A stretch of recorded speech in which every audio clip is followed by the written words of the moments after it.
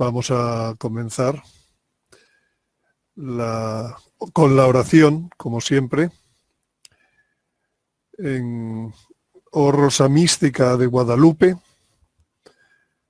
rosa brillante que embellece el cielo, como estrella de la mañana que anuncia la aurora de los nuevos tiempos. Madre corredentora, medianera y abogada, Señora de todos los pueblos, Dama blanca, Reina de la paz y lirio blanco de la Trinidad Santa. Báñanos en tu río de luz admirable. Haznos espejo de tu corazón inmaculado y concédenos ser primicias del reino eucarístico de tu Hijo. Amén. Bueno, pues vamos a ver un poco de qué vamos a hablar hoy. Vamos a hablar del Shiloh, del hijo varón, de ese personaje tan poco conocido. A ver un poco qué se dice de él en distintas profecías, en la Sagrada Escritura, en las revelaciones privadas, etc. Primero buscaremos un perfil humano, sacar un perfil humano y espiritual de este personaje, a través, por un lado, de los nombres que se le da en la revelación pública, en la revelación privada, a través de figuras proféticas que hay en la Sagrada Escritura de él, a través de lo que sabemos de la formación previa que dice la Sagrada Escritura que tendrá, a través de la ascendencia del gran monarca que se habla en muchas profecías, y a través de una serie de precursores que se han dado ya en los tiempos del Nuevo Testamento, ya fue después de la terminación de los escritos de la Sagrada Escritura, ha habido precursores. Todo esto va a definirnos un perfil humano de este personaje que todavía, pues, bueno, que va a surgir pronto. Luego hablaremos de las funciones que va a asumir y va a desarrollar. Primero, ser vicario de la función regia de Jesucristo.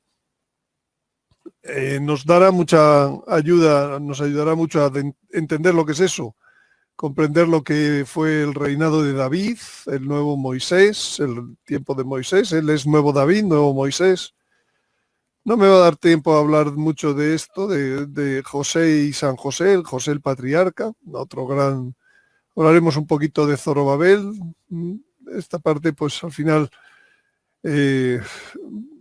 pues ya la hablaremos en otra ocasión con más detalle, porque es más importante hablar de los hechos, las realizaciones que están profetizadas suyas, de Tarsis y la hija de Tarsis, cómo está unido Tarsis con el hijo varón, con el Shiloh.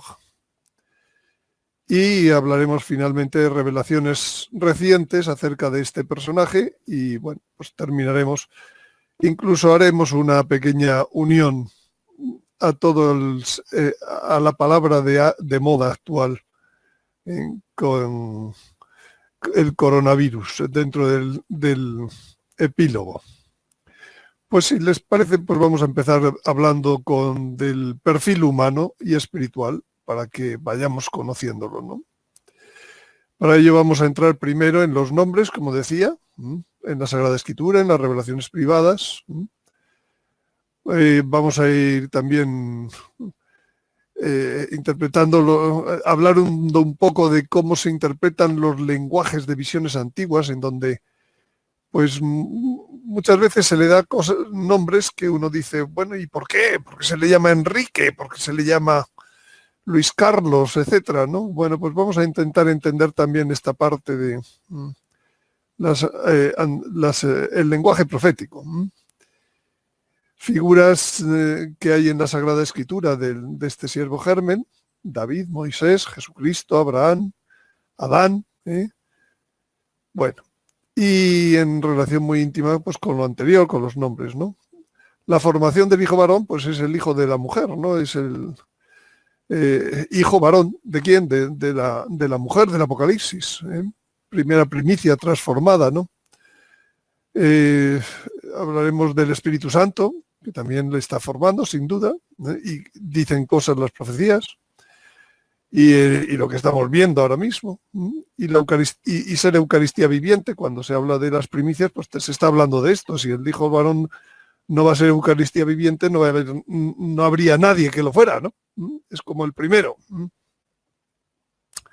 Luego la ascendencia, por dónde nos viene, hijo de David según la sangre. Vamos a ver algunas casas reales europeas, estirpe lejana y olvidada, como dicen pues algunas profecías, pero que realmente hoy en día pues es como nuestro Señor, que pasó 30 años en lo oculto, ¿no? Y hasta el punto que si a lo mejor en el futuro nos ocurriría pues esto que les ocurrió a los fariseos. Pero hombre, ¿cómo dices que si de Galilea no salen profetas? Pues a lo mejor resulta que está en Galilea, pero no es de Galilea. Cosas de estas pueden ocurrir perfectamente. Y luego hablaremos de los precursores, que básicamente son 3 reyes y otras personas. 2 reyes y una persona. 2 reyes santos y otra persona. Empecemos por el tema de los nombres. Sabemos que el nombre es importante en la Sagrada Escritura, que no es algo casual, porque la Sagrada Escritura le llama, ya hemos dicho, Shiloh, hijo varón, etc. Entonces, el nombre no es algo casual cuando le llaman a alguien en la Sagrada Escritura. Significa la naturaleza de una persona o su misión. Por ejemplo, cuando Dios le dice, ¿cuál es tu nombre? Dice, yo soy el que soy. Esto dirás a los hijos de Israel, yo soy, me envía a vosotros. Pues eso es pues la esencia de lo que es Dios. Se utiliza los teólogos para definir quién es Dios y qué es Dios, ¿no? Por ejemplo, Eva significa madre de todos los hombres. Abraham significa padre de muchedumbre de pueblos. Moisés significa salvado de las aguas. Pedro significa piedra. Jesús significa Salvador. Jerusalén significa ciudad de paz. Todos los nombres tienen algo. Israel, Dios conduce. Adán, Dios le dijo, pon tú con tu ciencia el nombre a los animales. Y se lo puso. Y Dios puso el nombre a las estrellas. Por tanto, el tema del nombre define mucho quién es una persona. ¿Cuál es su misión? Por tanto, vamos a ver qué nombres se le dan, porque no solo es hijo varón, hay muchos nombres, ¿no? Vamos a ver, el primero, Shiloh. Dice el Génesis 49, dice, cuando Jacob está bendiciendo a las tribus de Israel, va a morir, pues a Judá le dice, no se irá de Judá el báculo, el bastón de mano entre tus piernas, hasta que venga el Shiloh, a quien rindan homenaje las naciones. Shiloh, ahí está. ¿Qué es esto de Shiloh? La verdad que esta traducción que he cogido aquí, pues podría ser también mejorable, porque la Vulgata Clementina dice, no se irá de Judá el cetro, el báculo, y luego a continuación dice,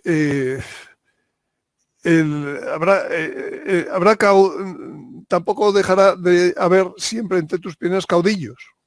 Por tanto, esto está manejado hasta que llegue el Shiloh, está manejado por reyes y caudillos. Por ejemplo, Moisés es caudillo, David es un rey, ¿no? Bueno, lo que significa en hebreo Shiloh es tranquilo, que es pero también es un apodo del Mesías, ¿no? De las muchas interpretaciones de este nombre, yo me quedo con el deseado de las naciones. Pero también resulta que en la historia, Shiloh pues fue el nombre de un lugar, no solo de una persona. Y ese lugar fue donde quedó el santuario que Moisés hace en unas tiendas transportable. Cuando entran en la tierra de Israel, se asientan allí, pues hacia el año 1500, el primer lugar donde se instala ya de modo fijo esa tienda de el tabernáculo, el Santo de los Santos, etcétera, es en un lugar que se llama Shiloh, y ahí permanece pues hasta que pasan todo el tiempo de los jueces, y al final los últimos jueces, Samuel, pues ya tiene que ungir un rey, y empieza con David, y eso ya empieza otra historia, ¿no? Pero empieza en la ciudad de David, en Sion, etcétera, ¿no? Pero durante casi 400 años está en un lugar que se llama Shiloh. Entonces, sí, por un lado significa deseado de las naciones, su etimología, pero por otro lado es el lugar del santuario, el primer lugar en Israel, lo cual está también hablando de que ese personaje pues va a ser un cierto santuario, como van a ser pues las primicias, o sea, eucaristías vivientes. Entonces, va a ser algo muy de Dios y va a ser algo deseado por las naciones. Es decir, este nombre de Shiloh ya nos está dando cosas muy importantes de su perfil. El segundo nombre que le dan la Sagrada Escritura es Germen. Dice Jeremías: mirad, que días vienen, oráculo de Yahvé, en que suscitaré a David un germen justo. Reinará un rey prudente. Practicará el derecho y la justicia en la tierra. Bueno, pues aquí tenemos otro nombre del que hay que tirar para ver un poco etimologías, significados. Y tenemos Germen es el reino de los cielos. Es semejante a un grano de mostaza, recuerdan esa parábola, ¿no? Sencillamente, ciertamente la más pequeña de cualquier semilla. Pero cuando crece es mayor que las hortalizas, se hace árbol hasta el punto que las aves del cielo vienen y anidan en sus ramas. Esto es un germen, ¿no? Esto es una semilla, la más pequeña sale lo más grande, ¿no? Por tanto, germina algo nuevo que germina. A partir de esta persona va a germinar algo nuevo cuando comience su misión. No es simplemente que viene un rey, que se le instaura se le pone la corona y empieza a funcionar y lo hace bien como rey, rige con justicia, etcétera. No. Ya hemos dicho que era deseado, que era templo, y aquí dice que germina algo. Germina la nueva época a partir de ella. Esa nueva época es unos tiempos sin muerte en la historia. Por tanto, podríamos decir, volvemos al paraíso. De algún modo este personaje es un nuevo Adán. Y de hecho, pues eso ya mismo, simplemente por eso, pues ya define mucho al personaje, llamarle como germen, estar pensando en el nuevo Adán, porque Jesucristo es llamado nuevo Adán en la Sagrada Escritura. Y San Pablo habla de el primer Adán y del último Adán. No habla de un nuevo Adán, habla del último Adán. Por tanto, a lo mejor este último Adán es el que dice San Pablo. Porque no se trata, Jesucristo es nuevo Adán, este es último Adán. Entonces, bueno, pues eso nos va a dar también otros feelings, otros sentimientos de lo que es su persona, ¿no?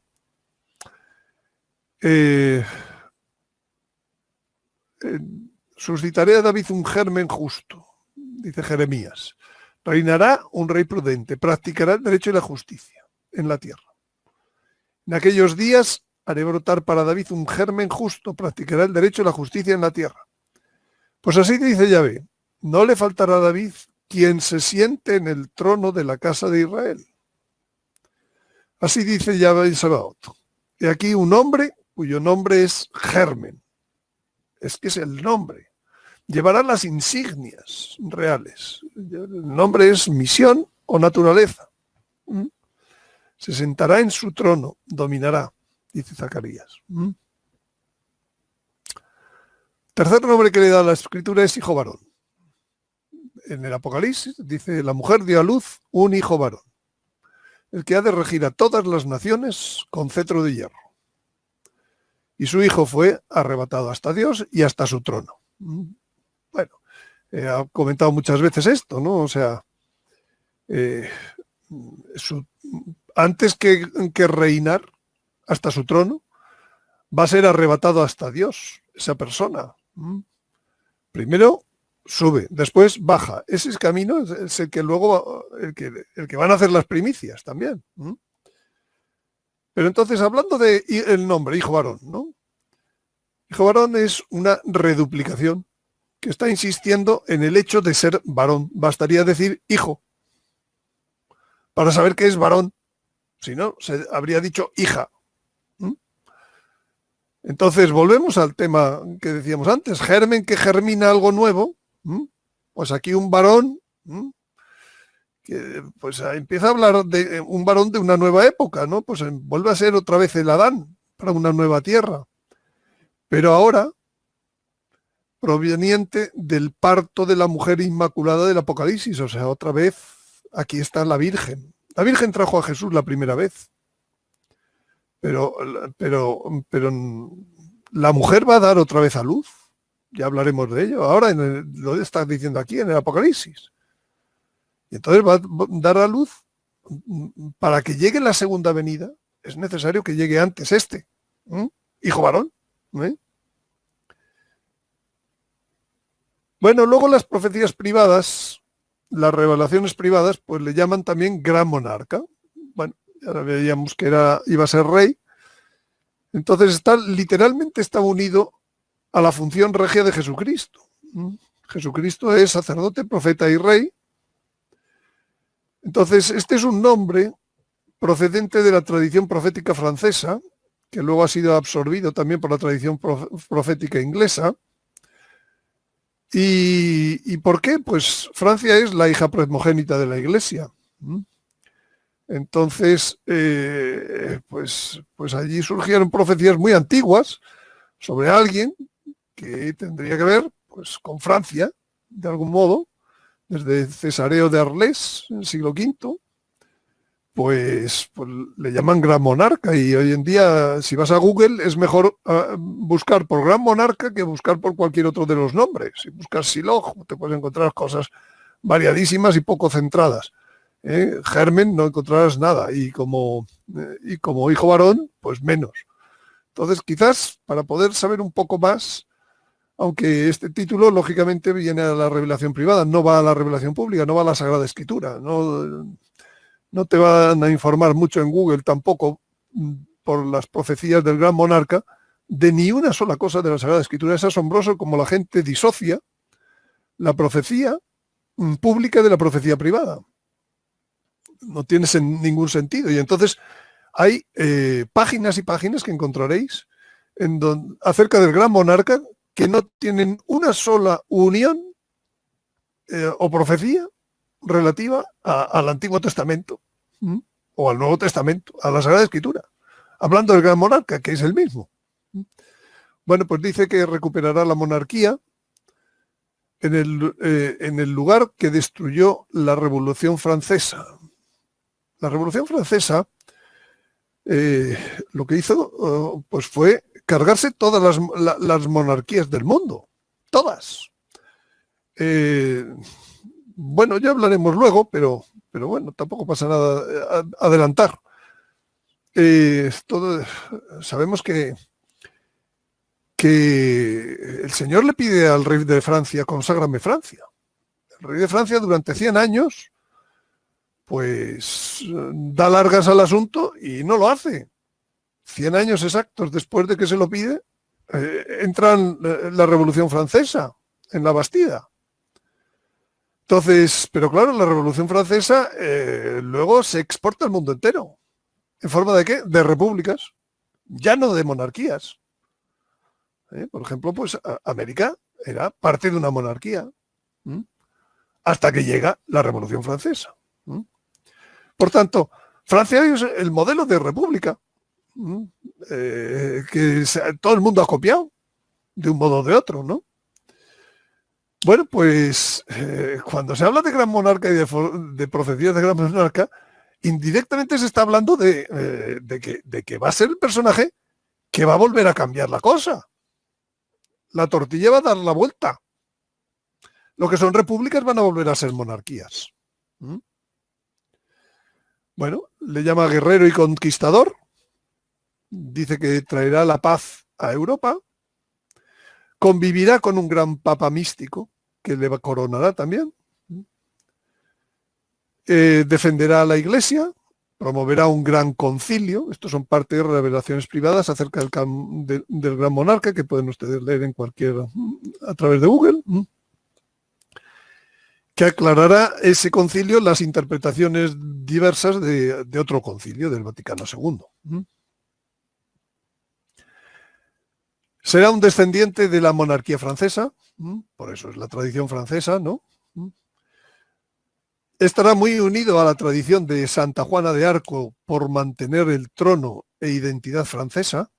¿Saben? La historia de Santa Juana de Arco fue pues porque Francia iba a desaparecer a manos de los ingleses. De hecho, pues el propio Delfín no sabía si era aspirante correcto a la corona, ¿no? Tiene Dios que mandarles una santa que en un año cambia todo aquello, ¿no? Y que sin embargo, pues la queman, termina quemada. Bueno, pues toda esa tradición que hoy en día, pues en Francia está muy viva, pues está muy unido a esta reaparición del gran monarca. Y de ahí viene también el símbolo utilizado de la flor de lis, que es simbolismo de fe y de pureza. Bien, pues este es otro nombre, el gran monarca, que trae detrás pues toda una connotación o perfil del personaje. Otro de los nombres que le da la revelación privada es el caudillo del Tajo. Y eso es una referencia al caudillaje de Moisés sobre el pueblo elegido. Pero claro, localizado en nuestro tiempo y sobre el río que pasa por España y Portugal. Empieza a mencionar una geografía. Efectivamente, el Tajo pasa por la capital portuguesa actual, Lisboa, y por la antigua capital de Hispania, que era Toledo, ¿no? Sin duda esto está haciendo mención a que probablemente este personaje en su ascendencia dinástica, en su ascendencia personal, pues tendrá que ver con la ascendencia de los reyes de España y de los reyes de Portugal también.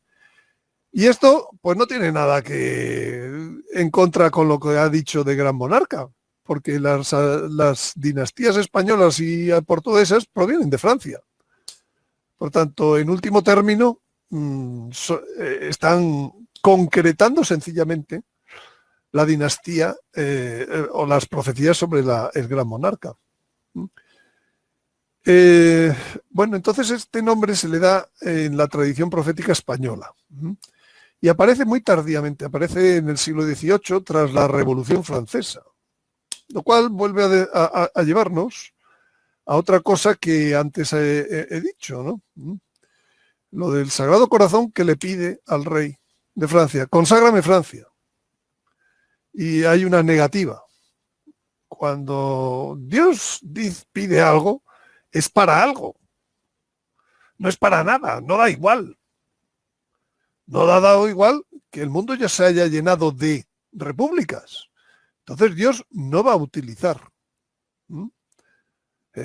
Cambia al que se le plantean la llamada, y esto me sirve también para hablar de primicias.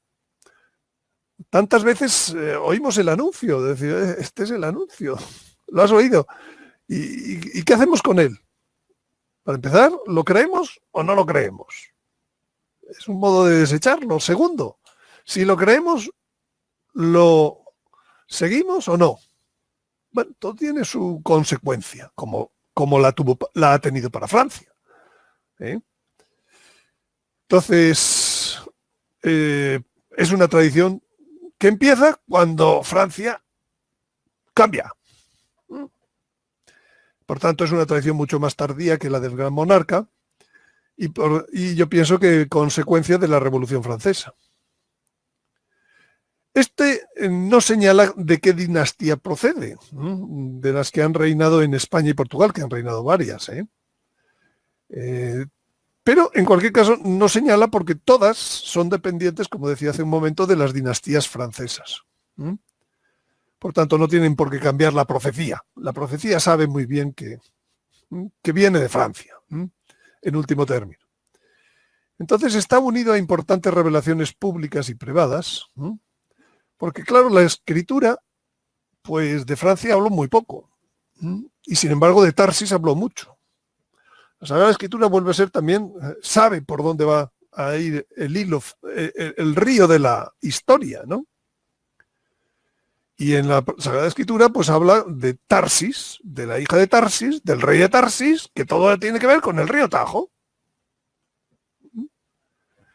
Y entonces aquella promesa, aquella solicitud del Sagrado Corazón a Santa Margarita María, pues después se vuelve a España.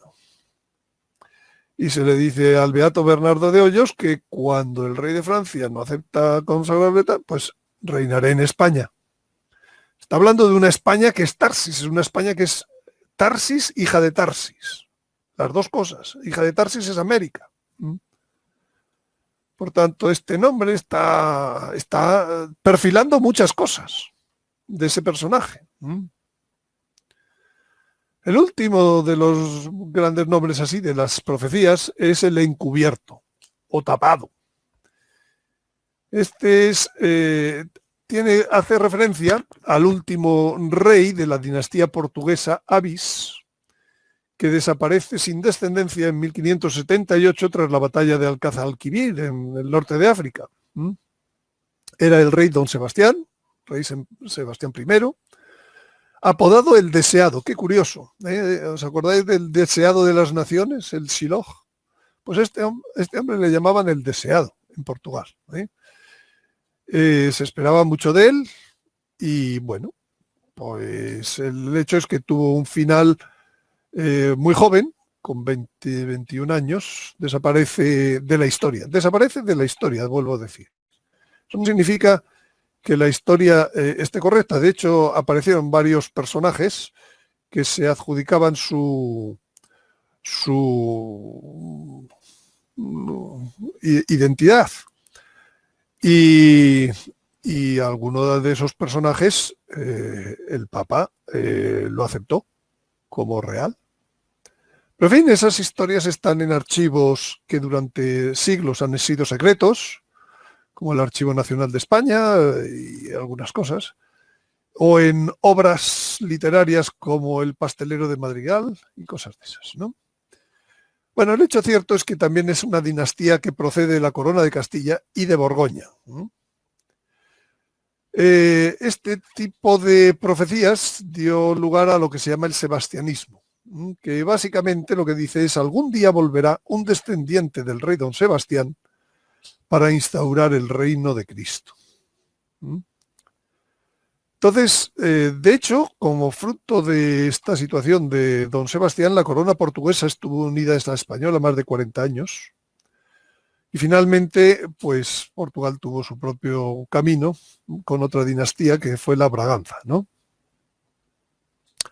Pero en cualquier caso,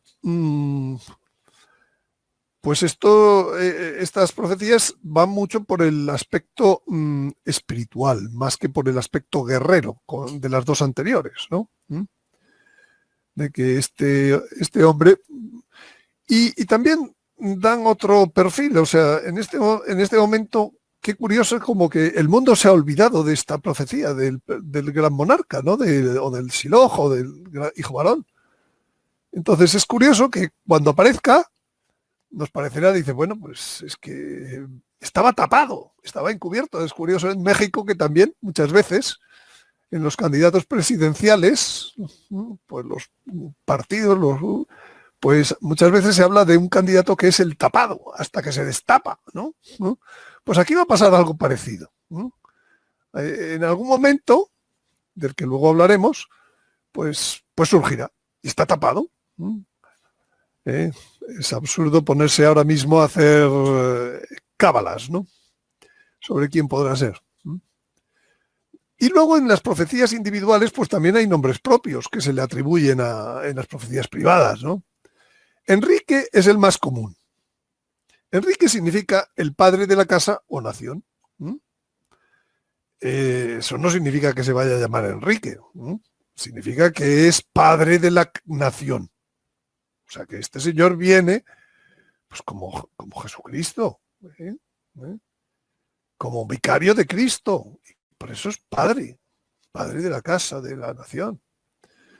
Otro de los nombres que se le da es Marcial.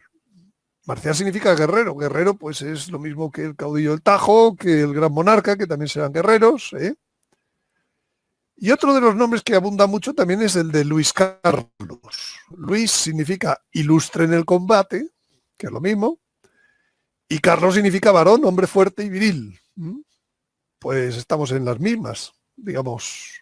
No me están añadiendo estos nombres nada especial a los principales nombres que hemos visto por la Sagrada Escritura o por la profecía privada, ¿no? Otro de los nombres que se le da es curioso, es el Deodato, que es el dado por Dios.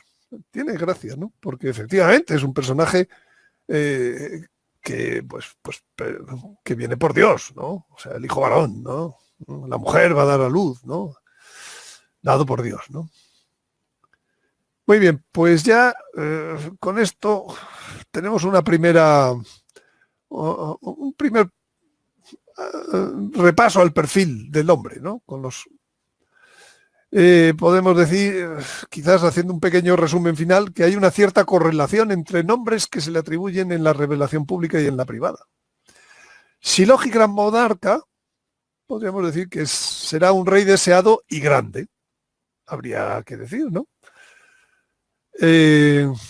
Uniendo germen y encubierto, pues habría que decir que aparecerá como despunta una planta de su semilla, inesperadamente. Cuando has puesto la semilla, algún día, ¡pum!, está la planta ahí y dices, ¿cómo ha sido? Pues inesperado. Y como cualquier semilla, pues es algo nuevo. No es la semilla, es algo nuevo. De la nueva, lo que es la nueva tierra. Por último, varón y caudillo del Tajo, pues también nos está dando casi un poco lo mismo, ¿eh? Caudillo, que es dirigir y varón, que es, estamos hablando del hombre nuevo, surgiendo de un lugar, pues que es el Tajo, que es Tarsis, ¿no?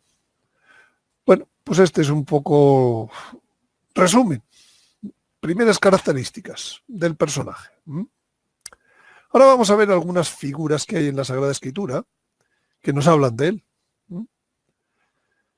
En primer lugar, Moisés. Este será un nuevo Moisés. ¿Por qué Moisés lo digo yo que es figura? Pues porque lo dice San Pablo. Dice que toda la vida de Moisés, todo el Éxodo, todas estas cosas le sucedían como en figura.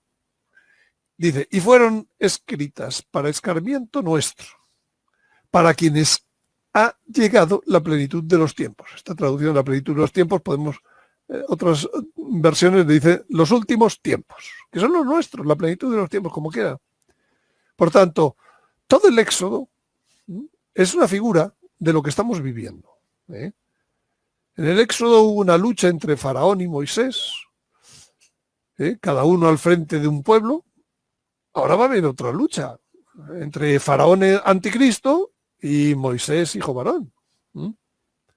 Cada uno al frente de un pueblo, de su pueblo. ¿Quién va a salir victorioso? ¿Quién salió victorioso? Se aprenden muchas cosas de esta comparación, de este patrón. ¿Por qué hubo 10 plagas? ¿Cómo salieron finalmente ilesos? ¿A través de qué? A través de cosas que nadie las hubiera sospechado. Esto de que el mar se retira para que pasen unos y no pasen otros. Ningún científico lo habría predicho. Pues ahora pasa lo mismo. Como se pongan los científicos a predecir las plagas, vamos aviados, vamos organizados, sí. Bueno, pues, ¿qué significa Moisés? Moisés significa salvado de las aguas. Cuando el niño creció, su madre lo llevó a la hija del faraón, que lo trató como a un hijo y le impuso el nombre de Moisés, diciendo, de las aguas lo he sacado. Suena a que haya algo profetizado que hayamos hablado en la charla pasada, por ejemplo, acerca de las aguas. De las aguas lo he sacado. Alguien que, pues efectivamente, en el aviso hay un vuelco de la tierra con un salirse de los mares. Y el aviso está, pues, muy cercano ya. Pues qué curioso que Moisés signifique salvado de las aguas. Por tanto, es una posible referencia a su nombre, a que comenzará la labor de este personaje, Shiloh, tras la onda de marea global, que es simultánea al aviso. Otra de las cosas que se dice la Sagrada Escritura de Moisés es que hablaba cara a cara con Dios. Estoy centrando al personaje. El Señor hablaba con Moisés cara a cara, como se habla con un amigo. Caramba, esto no lo dice de mucha más gente, en la Sagrada Escritura. Por tanto, bueno, nuestro Señor, pues lógicamente era hijo de Dios, ¿no? Pero fuera de eso, pues el nuevo Moisés, pues será también de los que hablen cara a cara, ¿no? Con Dios. Por tanto, esto es una alusión también en la vida de Moisés a su vida espiritual y a la predilección divina de este personaje. El siguiente que es el rey David. ¿Por qué el rey David es figura? Porque se lo dice el ángel Gabriel a la Virgen. Dios le dará el trono de David, su padre. Jesucristo no se sentó en ningún trono, por tanto, se va a sentar, pero a través de un vicario. Ese vicario es el Shiloh. Y entonces, el rey David, ¿qué nos aporta su historia? Pues dice la Sagrada Escritura, primero, conforme al corazón de Dios. Le suscitó como rey a David, a quien acreditó diciendo, encontré a David, hijo de Jesé, hombre según mi corazón, que hará en todo mi voluntad. Uf, ¿cuánto dice este pequeña sobre una persona? ¿Cuánto nos gustaría que dijeran de nosotros, hombre según mi corazón, que hará en todo mi voluntad? Aquí quizás hay una referencia hoy oculta, ¿no? A esto de, como en el Padre Nuestro, ¿no? Hágase tu voluntad, en la tierra como en el cielo. Es una referencia a la divina voluntad. Hará en todo mi voluntad. En Samuel dice, pero ahora tu reinado no se mantendrá. El Señor se ha buscado un hombre, se lo está diciendo a Saúl, según su corazón, y le ha constituido guía de su pueblo.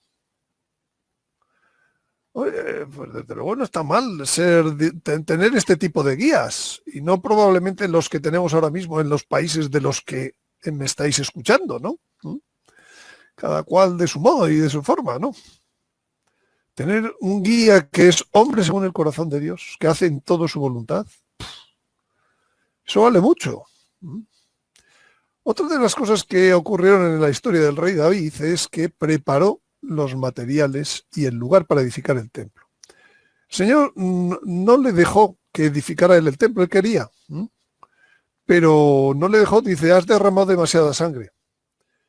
Entonces será tu hijo el que me lo edifique. Pero entonces David dijo, pues yo voy a prepararle todo.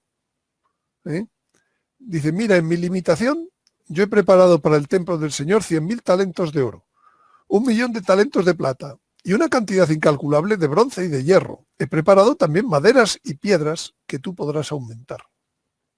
Se lo está diciendo a Salomón, como al final de su vida, ¿no? Entonces, bueno, pues efectivamente es que el Shiloh tiene que ver con el nuevo templo. Por tanto, el rey David tuvo que ver con el nuevo templo. ¿No se lo dejó edificar Dios? Bueno, pues lo que hizo fue preparar. Pero lo que sí que hizo David dentro de esa preparación es organizar el culto. Dice, David y los jefes del culto separaron para el servicio litúrgico a los hijos de Asaf, a los de Gemán, a los de Yedutún, que profetizaban cantando con cítaras, arpas y címbalos. Cuando el sacerdote Zacarías, padre de Juan Bautista, entra dice el Evangelio, era del turno de Abías. Era uno de los turnos sacerdotales que había organizado David. Era el octavo de los 24 turnos que había, ¿no? Por tanto, organizó el culto. El nuevo templo tendrá un culto también. Aunque esté en el hombre, aunque esté en piedras vivas, tendrá un culto. Ya veremos cómo es. Ya. La Sagrada Escritura dice que David es el prototipo de rey.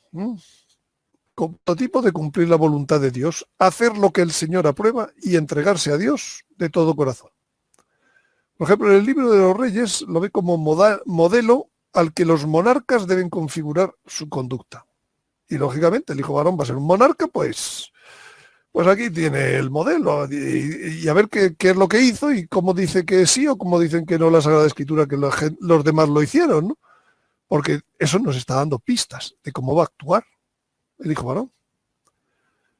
Por tanto, el rey bueno en la Sagrada Escritura es el que imita a David. El rey malo es el que se desvía de su norma. Ejemplos. Dios a Jeroboam de Israel. Jeroboam era no de Judá, era de Israel, pero da igual, tenía que cumplir. Dice, ya que tú no has sido como mi siervo David, que guardó mis mandamientos y me siguió de todo corazón, haciendo únicamente lo que yo apruebo, por eso voy a traer la desgracia a tu casa. No era como David.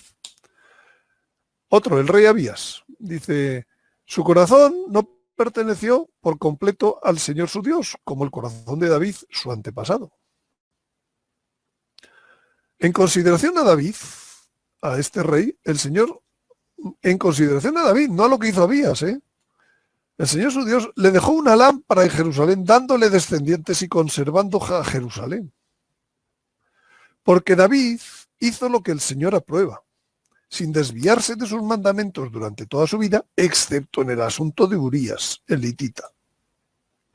También fue en el asunto del censo. Pero en fin, esas dos cosas, frente a todo el resto que pues el Señor le sigue sirviendo de modelo. Y le dice, oye, Abías, si no te destruyo como voy a destruir al de Israel, del Reino del Norte, es en consideración a David, a lo que hizo David. Otro, el rey Asa, dice, hizo lo que el Señor aprueba, como su antepasado David.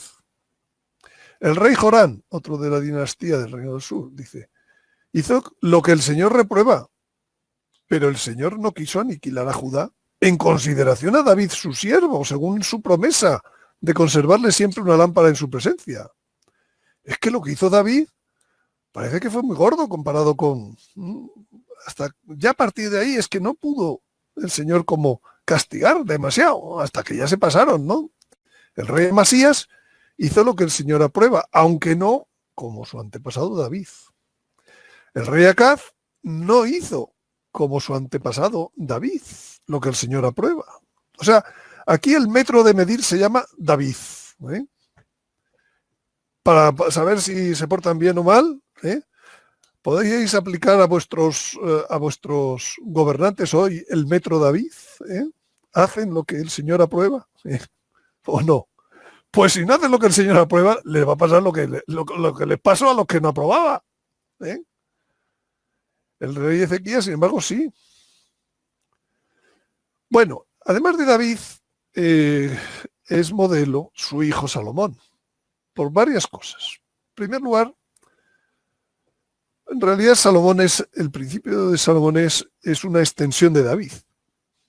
Entonces, era un rey muy sabio. Dice, te he dado un corazón sabio e inteligente, hasta el punto que no ha habido antes otro como tú, ni existirá después. Bueno, por lo menos el hijo varón no será tan sabio como Salomón, ¿no? Pero en fin, si no, yo creo que va a quedarse en el segundo puesto, ¿no? De sabiduría. Será para mí un hijo. Esto es lo importante realmente de Salomón. Y yo seré para él un padre. Esto es lo importante. Yo seré para él un padre, él será para mí un hijo. Y el que edificó de verdad el templo fue Salomón. Ahora, en tiempo del hijo varón, va a ser cuando aparezcan las primicias, las Eucaristías vivientes, el nuevo templo. Él edificará una casa en honor de mi nombre, y yo mantendré el trono de su realeza para siempre. ¿Vais sumando aspectos de lo que viene con el hijo varón? Él construirá un templo en honor de mi nombre. Él será para mí un hijo, y yo seré para él un padre. Cosa más grande, ¿no? Que Dios diga eso de una persona, ¿no? Y consolidaré el trono de su reino sobre Israel para siempre. Desde luego, el reino que empieza el hijo varón es un reino sin fin. Se lo dice a Daniel, lo hemos visto el otro día, es el quinto reino del sueño de San Nabucodonosor, es el reino de los santos que no tendrá fin. Aquí, por tanto, Salomón es figura del gran monarca, del caudillo del Tajo. Abraham también es figura. ¿Por qué? Porque Abraham fue padre en la fe. Dice la Escritura, dice San Pablo, previendo que Dios justificaría a los gentiles por la fe, anunció con antelación a Abraham esta buena nueva.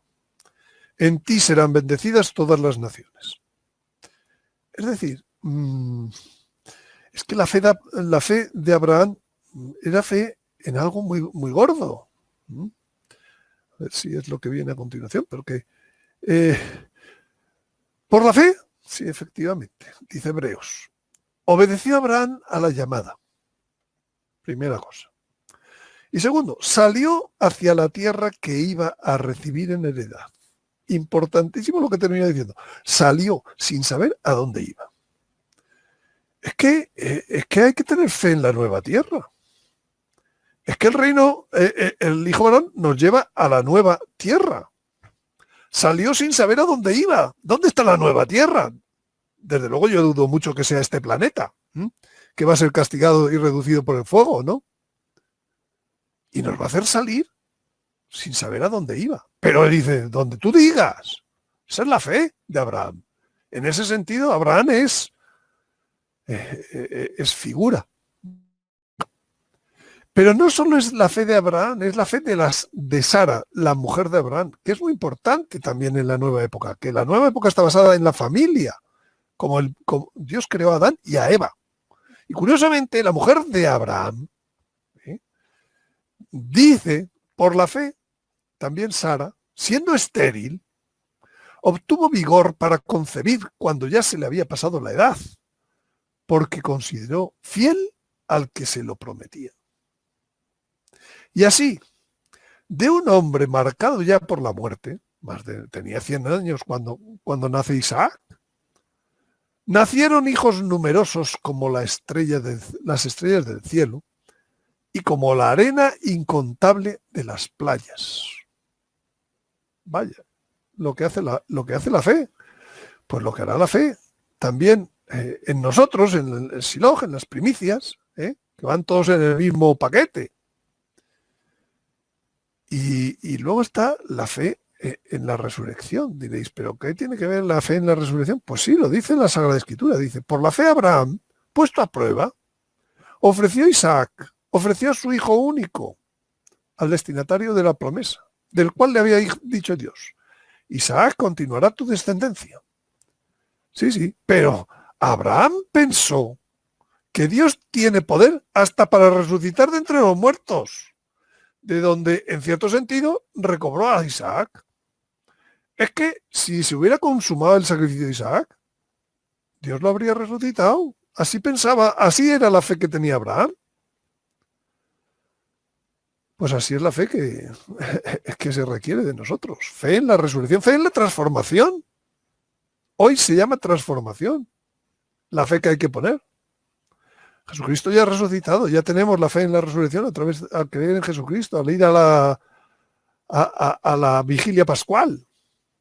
Sí, pero tenemos fe en la transformación.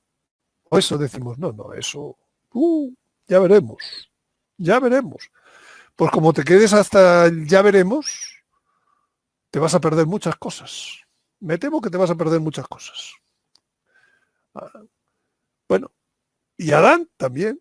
Adán es también prototipo de este señor, figura de este señor. No sé si llamarlo Enrique, porque sé que me está escuchando algún Enrique también, para que se queden tranquilos. Entonces, hay un primer Adán y hay un último Adán, como decía yo hace un momento. Entonces, Yahvé Dios formó al hombre con polvo del suelo e insufló en sus narices aliento de vida y resultó ser el hombre un ser viviente. Y esto lo retoma San Pablo y dice, como dice la Escritura, fue hecho el primer hombre, Adán, alma viviente. El último Adán, no dice el segundo Adán, dice el último Adán, espíritu vivificante. Caramba, podría ser este Shiloh. A partir de ahí, los hombres, si son Eucaristías vivientes, pues no van a ser espíritus vivificantes. Bueno, pues de eso hablaremos otro día con más detalle, ¿no? Porque son hombres sacramento, porque son sagrarios vivientes, son, etcétera, muchas cosas. Ese es el último Adán.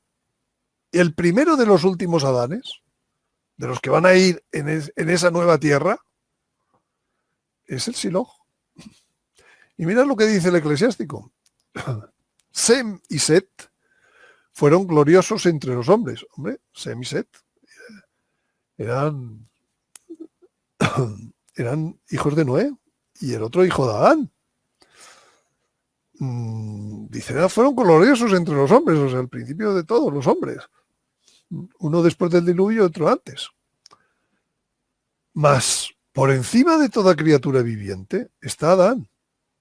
¿Qué pasa? ¿Que Adán no pecó? ¿No hizo la gran trastada de la historia? Pues a pesar de todo, dice esto la Escritura. Por encima de toda criatura viviente está Adán. Bueno, yo no sabría decir. Por supuesto, no creo que esté por encima de Jesucristo, ¿no? Pero tampoco sé si estará por encima del último Adán. Pero quiero decir que Adán tenerlo como figura no está nada mal. De hecho, en las revelaciones privadas se habla tanto en María Valtorta como en Luisa Picarreta de la santidad excelsa de Adán. Adán era santo, o sea, la justicia era plena en él y en él estaban presentes todas las virtudes, porque Dios a su criatura le había infundido la plenitud de sus dones. Ahora, para llegar a la justicia y a la posesión de las virtudes, deben esforzarse mucho el hombre, porque en él están presentes los fomes del mal.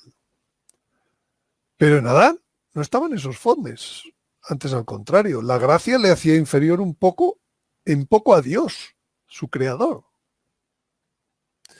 Y a Luisa le dice, Adán, antes de que se sustrajera de mi voluntad, era mi hijo. Contenía por centro de su vida y de todos sus actos a mi voluntad. Por lo tanto, poseía una fuerza, un dominio, un atractivo, todo divino. Por eso su respirar, su latido, sus actos, daban lo divino. Todo su ser emanaba un perfume celestial que a todos nos atraía hacia él. Bueno, por ello ¿esto es aplicable al Shiloh? ¿Esto es aplicable al hijo varón? Pues me temo que sí.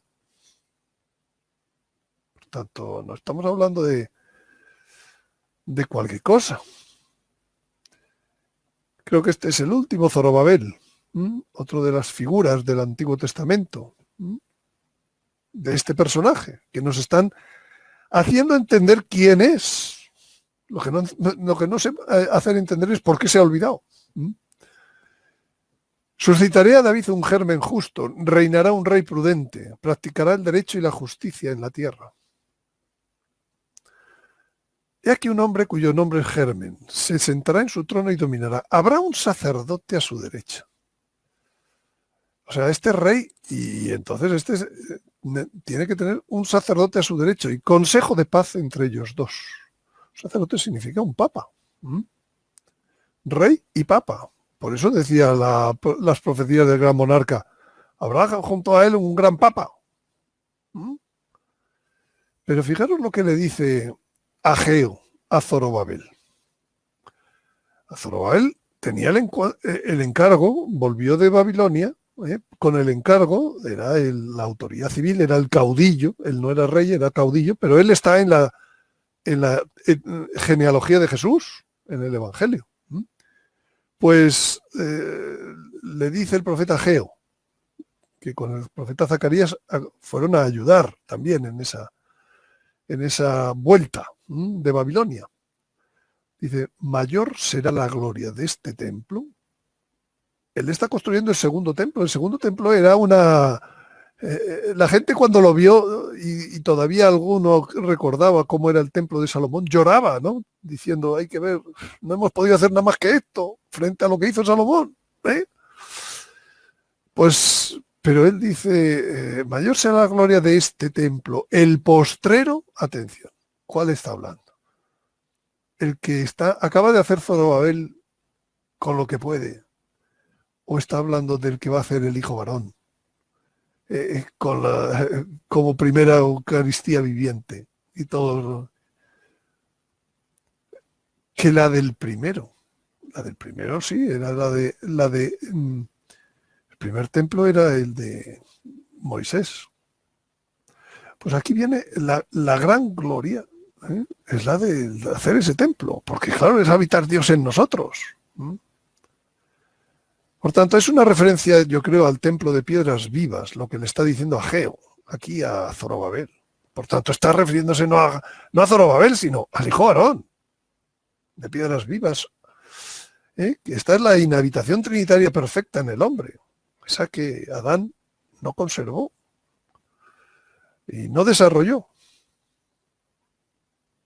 Desde el día en que se han puesto, esto vuelve a ser Ageo, vamos a ver si van por ahí los tiros o no, dice Ageo, desde el día en que se han puesto los cimientos del templo del Señor, consideradlo bien, ¿queda un semilla en el granero? Pues aunque la viña y la higuera, la granada y el olivo no hayan producido, desde hoy los bendigo. ¿No suena esto de la viña a las especies sacramentales actuales de la Eucaristía? Por tanto, cuando él está haciendo un templo allí de piedras y tal, viene el profeta y le habla con unos términos que van muy fuera del momento en el que están hablando. Por tanto, es una referencia, esta profecía, que bendice el Señor. ¿Qué es lo que está bendiciendo? Unas nuevas especies sacramentales. ¿Cuáles? ¿Las del pan y del vino? Yo diría, no. A través de la mención del vino, está hablando de la especie sacramental de nuestro cuerpo transformado. No está hablando del templo de piedras vivas. Ya está siendo bendecido ese templo de piedras vivas a través de Ageo en tiempos de Zorobabel, usándolo como... Por tanto, ¿a quién le cae la primera bendición? Al Shiloh.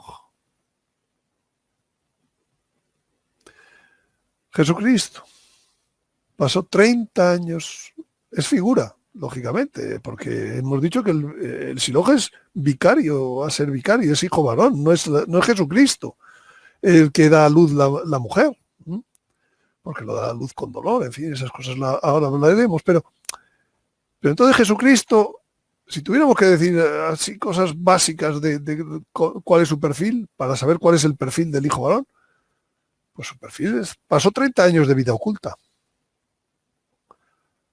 Pues ya nos está avisando por varios lugares de que el hijo varón está lo mismo, está 30 años de vida oculta, gran parte de su vida oculta. Que es lo que ocurre actualmente con el Shiloh.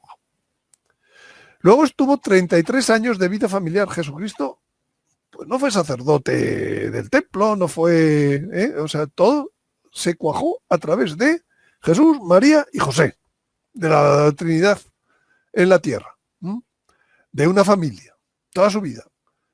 La nueva tierra, ¿de qué va? Está enraizada en la familia, como en el Edén.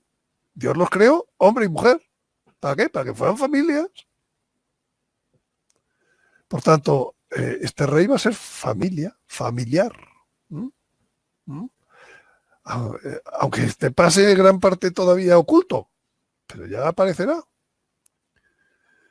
¿Qué otro elemento básico de los que estamos viendo tiene Jesucristo que no sea aplicable a este personaje? Pues la unión de su voluntad humana a la divina voluntad. Venga a nosotros tu reino, ¿no? Él, como dice a Luisa Picarreta, pues anonadó su voluntad humana. Anonadó no significa que la suprimió, en absoluto, porque si sin voluntad humana no nos podría haber redimido como hombre. ¿Eh? Entonces, pues esto también es necesario, de este juego de la voluntad humana unirse a la voluntad divina para poder multiplicar nuestras acciones, para hacer nuestras acciones a lo divino y así, pues parecernos a Dios como Dios quiere. Pues es el juego este que le toca hacer a las primicias y que antes ya hemos dicho, ¿no? Y lo último, que yo creo que entra en ese perfil de lo que diría el Señor, ¿no? Para que me sirve para el Silojo. Quien me ha visto a mí, ha visto al Padre. Esto, desde luego, hay que decirlo de todas las primicias, ¿no? Una vez que ya lo sean, ¿eh? Pero desde luego especialmente, pues del que sea vicario de Cristo, ¿no? Si Jesucristo lo decía a Felipe ahí, el que me ha visto a mí, ha visto al Padre. ¿Cómo me preguntas?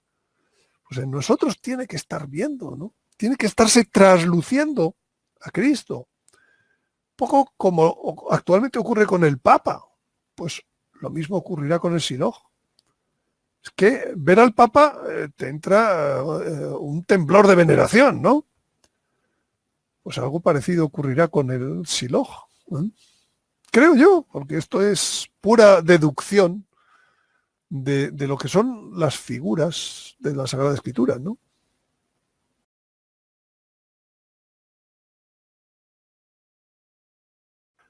Como siempre, les recuerdo dónde pueden encontrar información sobre mis trabajos, ¿no? En Vimeo On Demand, en payhip.com, que suele ser el primer lugar en el que se pueden descargar estas transparencias, estas diapositivas utilizadas como guión. Vamos, es el lugar donde se descargan y las pongo muy rápido. Y por último, en el web de garabandal.org.es. Esta es la portada actual, en donde habla pues de todas estos productos sobre primicias, sobre escatología y las charlas de actualización mensual. Muy bien, pues si no tenéis más preguntas, vamos a hacer una oración y damos por terminado esta charla. Dios, te damos gracias, omnipotente Dios, por todos tus beneficios, que vives y reinas por los siglos de los siglos. Amén. Dios te salve María, llena eres de gracia, el Señor es contigo. Bendita tú eres entre todas las mujeres, y bendito es el fruto de tu vientre, Jesús. Santa María, Madre de Dios, ruega por nosotros pecadores, ahora y en la hora de nuestra muerte. Amén. Pues un abrazo a todos y hasta la próxima.